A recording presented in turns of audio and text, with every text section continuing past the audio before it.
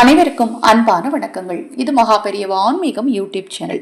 6/3/2026 சனி பயிற்சி, ராகுகேது பயிற்சி, குரு பயிற்சி. இந்த பயிற்சிக்கெல்லாம் 12 ராசிக்காரர்களும் பயப்படுறாங்களோ இல்லையோ, இந்த சனி பயிற்சிக்கு கண்டிப்பா பயப்படுவாங்க.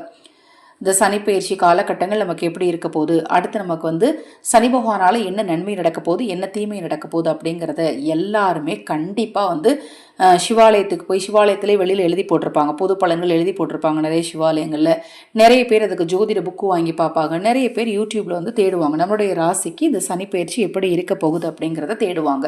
நான் 12 ராசிக்குமே ஏற்ற பொதுவான முதல் நாள் பரிகாரத்தை இந்த பதிவில் பதிவு செய்கிறேன்.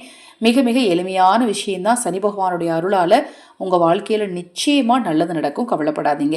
அது என்ன பரிகாரம் அப்படிங்கிறத தெரிஞ்சுக்கிறதுக்கு முன்னாடி நம்ம சேனல் சார்பாக அக்ஷய பாத்திரம் உணவளிக்கும் திட்டத்தின் மூலம் ஆதரவற்றவர்களுக்கு உணவளிக்கும் பணியை தினம்தோறும் செய்துட்டு இருக்கிறோம். அதில் உங்கள் பங்களிப்பை நீங்கள் செலுத்த விரும்பினாலும், உங்கள் தனிப்பட்ட பிரச்சனைகள் எதுவாக இருந்தாலும் சரி, அந்த பிரச்சனைகளுக்கு ஏற்ற முறையான பரிகாரங்கள் செய்து கொள்ள விரும்பினாலும், இந்த சனி பயிற்சிக்கான பரிகாரங்கள் செய்து கொள்ள விரும்பினாலும் 9344692042 இந்த வாட்ஸ்அப் எண்ணுக்கு தொடர்பு கொள்ளுங்க.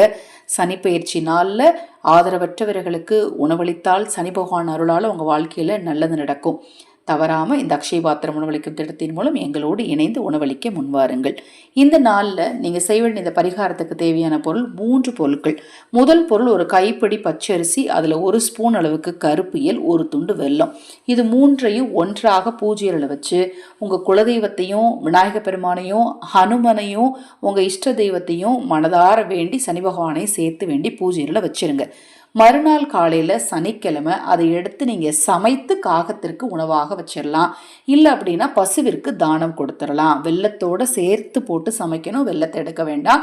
3 பொருளை ஒன்றாக பூஜையில் வச்சு நீங்கள் தவறாமல் நாளைய தினத்தில் எப்போ நேரம் கிடைச்சாலும் பூஜையில் ஒரு நல்லெண்ணெய் தீபம் ஏற்றி நான் சொன்ன முறையில் வழிபாடு செய்யுங்க. இதில் ஏதாவது டவுட் இருந்தால் வாட்ஸ்அப்பில் கேளுங்க, கண்டிப்பாக தெளிவுபடுத்துகிறேன். தொடர்ந்து நம்ம சேனலை பாருங்கள், இன்னும் எண்ணற்ற பதிவுகள் தொடர்ந்து வர காத்திருக்கு. ஹரஹர சங்கர, ஜெய ஜெயசங்கர. மகா பெரியவா திருவடிப்பாதம் சரணம் சரணம். நல்லதே நடக்கட்டும்.